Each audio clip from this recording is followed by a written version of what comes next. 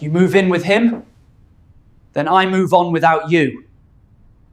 There's a peculiar quiet that takes hold of a home once everything has collapsed. It isn't the tranquil hush people associate with rest or calm. It is heavier, sharper, a silence that feels as though it has been scraped raw from the wreckage of chaos, a silence that forces you to sit still and confront the jagged edges of what remains. That is the sound I live with now. For me, the chaos had been a 4-year relationship with Jessica. The wreckage was not just the absence of her presence, but the shattering of every plan, every shared dream, every illusion of permanence we thought we had been shaping together. Yet, strangely, as I sit with this silence, I have begun to recognize something vital. The destruction did not erode the ground beneath me. My foundation is still intact. What crumbled was a structure already weakened, already rotting quietly in the beams and walls long before it finally gave way. I've never thought of myself as someone easily duped. My profession has conditioned me otherwise. As a data engineer, I spend my days dissecting systems, tracing delicate networks, predicting where cracks will form before they become catastrophic. I understand how a single corrupted line of code, one invisible error, can dismantle an entire structure. I carried that same discipline into my personal life. It is why I often felt detached when men around me complained about girlfriends who drained their savings or ignored their needs. Their miscalculations seemed obvious to me. With Jessica, however, it all felt different. Ours was not an impulsive bond. It looked from every angle as though it had been built on sturdy ground, on shared ambitions, on mutual investment, on the steady rhythm of two people working towards something larger than themselves. From the moment I met her, Jessica radiated intelligence and determination. She carried with her a 5-year map of her future, and I admired the way she seemed to know not just what she wanted, but how she intended to get there. We didn't behave like two people drifting in romance. We behaved like partners embarking on an enterprise. We opened a savings account together for a house down payment. Because I earned more, my contribution was larger, but hers was real and consistent. We discussed every major decision, debating options until we landed on what felt right for both of us. Piece by piece, brick by brick, we were constructing a future that felt deliberate, rational, and promising. I respected her because she matched my seriousness. I loved her because she treated our life like something worth building, not just something to enjoy while it lasted. But in the carefully balanced equation of our relationship, there was one variable I could never properly measure. Her closest friend, Ryan Mitchell. Ryan was the embodiment of instability wrapped in expensive clothing. He was perpetually perched on the edge of his next big break, dabbling in entrepreneurial schemes that shifted like smoke every few months. One season, it was a tech startup. The next, some vague real estate plan, followed by yet another venture that promised millions and delivered nothing. His life was a carousel of reinventions, none of them grounded in reality. Ryan wore designer clothes that were clearly beyond his means. He drove a leased BMW, always a few payments behind, flashing it as though it were proof of his success. He carried himself with a self-assured swagger that could only come from someone who had never actually been cornered by the consequences of his own recklessness. And he was always around, lounging in our living room, dispensing unsolicited advice on how we should manage our money, how we should handle our relationship, slipping in barbed comments that mocked me while remaining just vague enough that Jessica could dismiss them as jokes. And she always defended him. Always. Whenever I voiced concern, her tone turned sharp with irritation. "He's like a brother to me," she would insist, almost rehearsed. "He just doesn't have your stability, David. He doesn't have your financial footing." She would say it as though it were a compliment, but all it ever did was remind me that I was her foundation. I was the paycheck, the planner, the anchor she clung to when the seas got rough. I was not just her partner. I was her safety net, her insurance policy, her guarantee that someone would catch her if she fell. And then, one Thursday evening, she decided to test just how much weight I could carry before breaking. She walked in the door buzzing with a strange, artificial brightness. Her voice was pitched a little too high, her steps too quick, her smile a little too eager.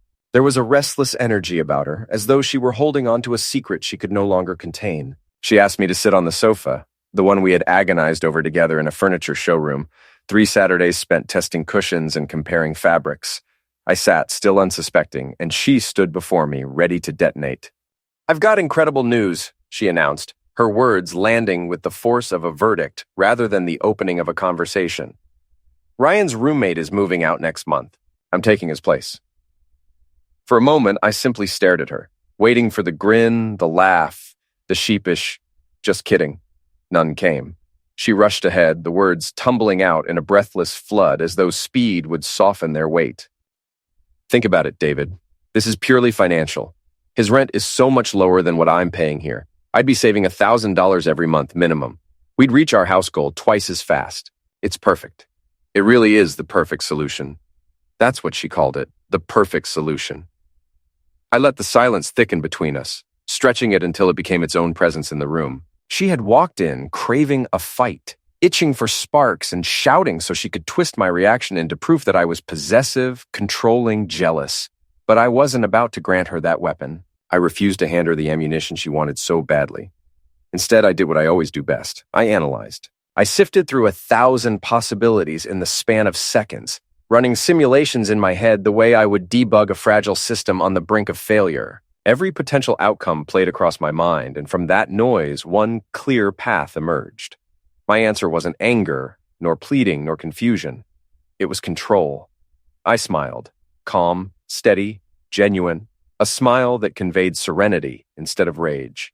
"Jessica," I said evenly, my tone measured and smooth. "That actually works out perfectly." The effect was instant and delicious. The triumphant gleam in her eyes, that battle-ready spark she had been sharpening all afternoon, collapsed into something rawer, pure bewilderment. Her victory pose faltered, leaving her caught mid-step in a dance she hadn't rehearsed. "It does?" she stammered, her certainty draining away. "Absolutely," I continued, relaxing into the couch. "It's brilliant financial planning, sacrificing comfort now for bigger returns later. That's exactly the thinking that makes me proud of you." Now she was totally off balance. She'd anticipated a storm, but received clear skies instead. She spent the evening excitedly discussing how much she'd contribute to our house fund, how wonderful living with Ryan would be, and how mature we were handling everything. I nodded supportively, adding encouraging remarks throughout. I was the perfect understanding partner. Later that night, while she chatted with Ryan on the phone about apartment details, laughing and planning, I waited. I let her finish her call and bask in her apparent success. I let her enjoy the glow of her apparent victory. Then I entered the living room and sat across from her. "I've been considering what you said," I began seriously. "And you've motivated me. Since you're making this major move to boost our savings, I think it's only fair that I do the same." She looked wary. Something in my tone had shifted. "What do you mean?" "Well," I said, leaning forward, "I've had this opportunity available for weeks. A significant project through our company's London office. 2-year contract. The compensation is exceptional, plus a huge completion bonus. I was going to decline because I didn't want to abandon what we're building. But with you moving out to save money, it makes total sense. I can store my belongings, live cheaply there, and put my entire salary plus bonus toward our goal. When I return, we'll have enough to buy our dream house outright." Her jaw dropped slowly. I watched the gears turning in her head, panic creeping into her eyes. You took a position in London?" "I called and accepted tonight," I said, lying as smoothly as I'd ever told the truth. "They're sending final paperwork tomorrow. The project begins in 3 weeks. Actually, I'm terminating our lease at month's end. The timing couldn't be better, right?" Color drained from her face completely. "You ended the lease? But where will I stay when I visit?" "Visit? Jessica, the whole point is saving money. London flights are expensive. We need discipline from both of us. This is what you wanted.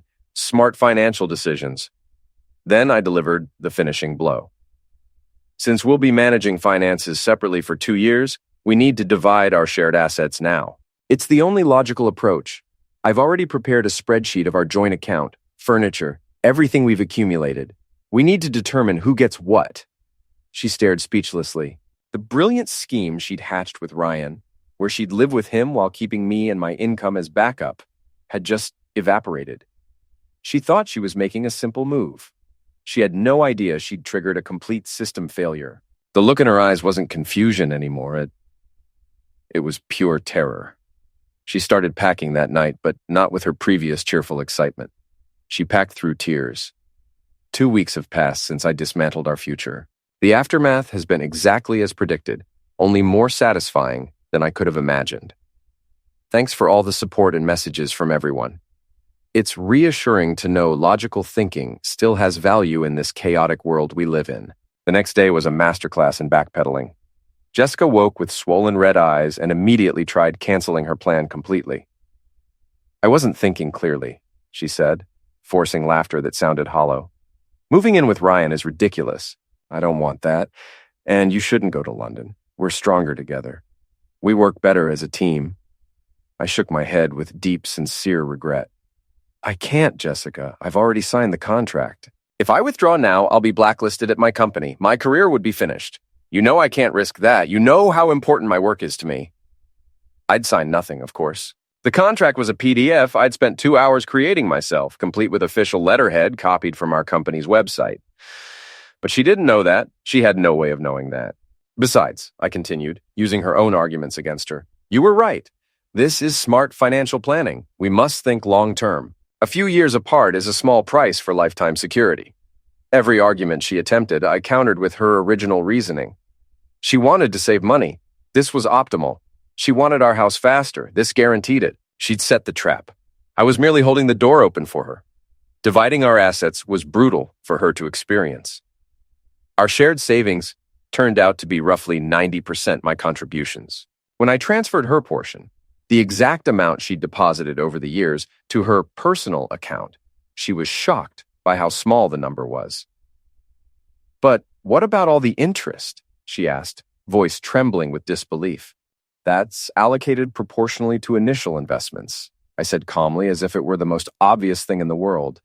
Furniture was another battle entirely. She started pointing at items around our apartment.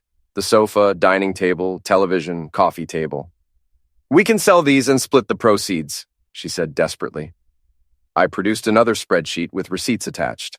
I purchased the sofa and television before we even met, I explained patiently.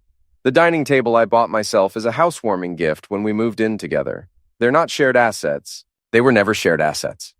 By day's end, she was left with her clothes, some kitchen items, and minimal cash. The life she'd taken for granted was revealed to be a life I'd almost entirely funded. The comfortable existence she'd assumed was ours was actually mine, extended to her as a courtesy. She moved in with Ryan exactly a week ago.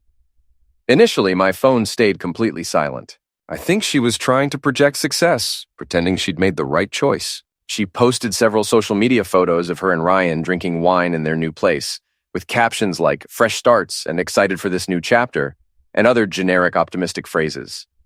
Then, the calls began to come in. First, it was about the car. The vehicle she'd been driving was registered to me. I'd been paying the insurance and maintenance costs. I called to inform her that since I was moving to London, I was selling the car and canceling the policy. She'd need to find her own transportation immediately. The panic in her voice was genuine and unmistakable. But how will I get to work? David, you can't do this to me. It's a financial decision, Jessica, I said sympathetically. I can't afford payments on a car I won't use for 2 years. That would be fiscally irresponsible. Next came the phone bill situation. She was on my family plan, had been for years. I informed her she'd be removed at the billing cycle's end. Then it was streaming services, gym membership, all the financial threads connecting her to my income and lifestyle. One by one, I severed them all methodically. Ryan, predictably, has been a complete disaster. I've been receiving texts from him regularly. Initially, they were arrogant. Dude, you really screwed up badly. Jessica is incredible. Your loss, man. I didn't respond to any of them. Then they became annoyed and demanding. Hey, Jessica's short on rent this month. You need to send money. Don't be an idiot about this. I didn't respond to those either. His latest message, sent late last night, was pure desperation. David, you need to call me immediately. The landlord's threatening eviction. Jessica cries constantly. You created this entire mess. You need to fix it now.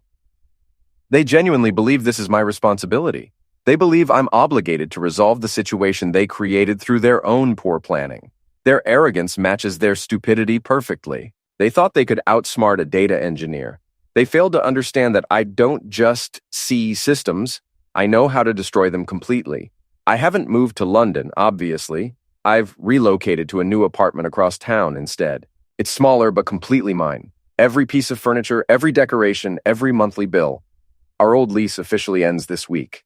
Jessica and Ryan think I'm packing for an international flight. In reality, I'm just unpacking boxes containing my new peaceful life. They have no idea where I am. They have no idea I'm not thousands of miles away, but across the city, watching their poorly designed plan crumble to dust. And the best part? I'm just getting started with this. A full month has passed now. The initial shockwave has subsided, and I'm now observing the aftershocks rippling through their lives.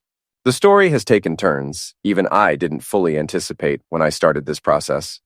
My plan was simply to extract myself cleanly and let their poor planning cause their inevitable downfall. But when you build your life on lies and deception, the collapse is more spectacular than anyone could imagine.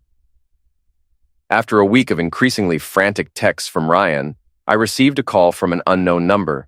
It was Jessica's mother calling me. I'd always maintained a cordial relationship with her parents throughout our 4 years together. They seemed like decent people with solid values. I was wrong about them. Her mother didn't bother with pleasantries or small talk. She launched into a vicious rant about how I had abandoned her daughter, left her stranded and destitute without any support system. She called me cruel and heartless and selfish. I let her finish completely, waiting for her anger to burn itself out. When she paused for breath, I spoke calmly and evenly. With all due respect, Jessica made an independent financial decision to move in with another man. I've simply made some financial decisions of my own in response. She's your girlfriend. You have a responsibility to care for her, she screamed into the phone. Actually, I said, I don't think she's my girlfriend anymore. And I'd asked Jessica about her responsibilities to me and our shared goals before you lecture me about mine. That conversation was the opening salvo in a new campaign, the guilt and shame offensive designed to make me the villain. Suddenly, mutual friends started calling me out of nowhere. They'd heard a heavily edited version from Jessica, a story where I'd had a sudden mental breakdown, became controlling and vindictive, and punished her for trying to be financially responsible. This was a variable I'd anticipated months earlier. When my suspicions about Jessica and Ryan first solidified several months ago, I'd started my real investigative work. I'm a data engineer, remember? I analyze information and find patterns that others miss. I'd installed monitoring software on our home network, not to spy on personal emails, but to track data traffic patterns and usage. I noticed her laptop and phone usage spiked dramatically during late nights, all directed toward social media and messaging apps when she claimed to be working on projects. I also noticed that our shared online grocery orders paid from our joint account often included expensive items I never saw in our apartment. Premium liquor, expensive steaks, gourmet cheeses, luxury items that never made it to our table. The final puzzle piece fell into place when I ran a comprehensive background check. Not on her, but on Ryan specifically. His financial situation was far worse than I'd imagined in my worst-case scenarios. He had 2 prior evictions on his record and numerous unpaid debts to various creditors. The apartment owner was a small independent landlord, not a large corporation, someone much more likely to act swiftly against non-paying tenants. I'd compiled everything meticulously. Data logs, grocery receipts, copies of Ryan's public eviction records, all organized in a neat digital folder. My insurance policy against exactly this situation. When the first mutual friend called to tell me what a terrible person I was, I didn't argue or defend myself. I simply said, I think you've only heard one side of the story. Let me send you an email with some additional context. I sent them a link to a password-protected web page I'd built specifically for this purpose, laying out the entire timeline unemotionally with comprehensive evidence. I included screenshots of grocery orders showing items clearly not for our household, public records of Ryan's financial instability, and the most damning evidence: transcripts from our home security system's audio recordings. The security system recorded audio whenever it was armed or disarmed for safety purposes. I'd captured several conversations between Jessica and Ryan from times when they thought I was asleep or at work. The conversations were absolutely sickening to listen to. They'd been planning this elaborate scheme for months. It wasn't just about saving money. It was a deliberate, calculated plan to manipulate me. The plan was for Jessica to move in with Ryan while I continued funding her entire lifestyle, car payments, phone bill, spending money, everything, under the guise of our continuing relationship. She'd then use that money supporting Ryan financially, preventing his eviction while he attempted to launch his new business venture. They laughed about how trusting and naive I was, how I was the perfect long-term investment for their future. They literally called me their retirement plan in these recordings. I sent this comprehensive link to every single person who contacted me on her behalf. The calls stopped abruptly. The smear campaign died before it could even begin properly. I hadn't just countered her narrative. I'd completely obliterated it with cold, hard, undeniable facts. The best part was receiving a call from her father. He was a proud man who valued his reputation. and I could hear the deep humiliation in his voice. He'd clearly seen all the evidence I'd compiled. He didn't yell or threaten. He just said quietly, "I'd like to arrange pickup of Jessica's remaining things from your new address." He'd somehow gotten my new address through his own investigation. It didn't matter to me. I told him I'd leave the boxes in the building's loading dock on a specific day and time. He agreed without argument. He then asked the question I knew was inevitably coming. The car situation. She needs it for work. Could she just take over the payments? "The car's already been sold," I said matter-of-factly. Another lie, of course. The car was sitting safely in my new secure parking garage. It was a sound financial decision given my circumstances. The long silence on the line was my complete victory. He knew he had no leverage whatsoever. He knew his daughter had been caught red-handed in a scheme so foolish and greedy that defending it was absolutely impossible. Jessica and Ryan are now facing the full consequences of their actions. Their landlord, who may or may not have received an anonymous tip regarding his tenant's financial history and his new roommate's precarious income situation, has started formal eviction proceedings against them. Jessica is now completely unemployed. Her company, a small firm where reputation and trust are everything, let her go after rumors of her unethical planning started to circulate widely. It seems one of our mutual friends works in the same industry and word travels fast. They're trapped in an apartment they can't afford with no allies left to call for help. They thought they were masterminds playing chess. They were just amateurs who picked the wrong target entirely. They tried manipulating a system without understanding that I'm the one who builds and maintains systems professionally.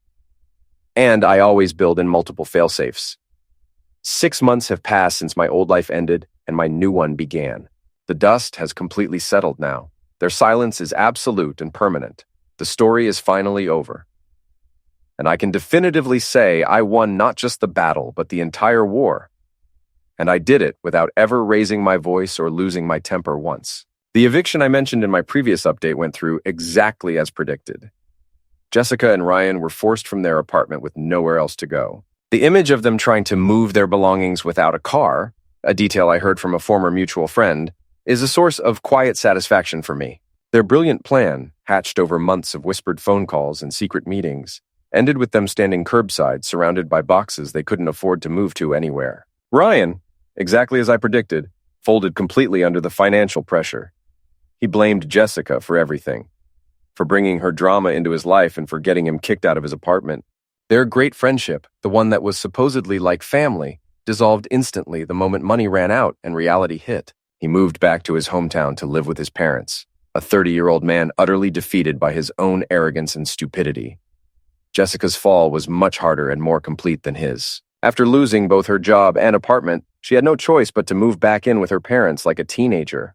But the home she returned to wasn't the supportive sanctuary she'd expected it to be. Her father, a man who valued reputation above absolutely everything else, was deeply ashamed of her actions.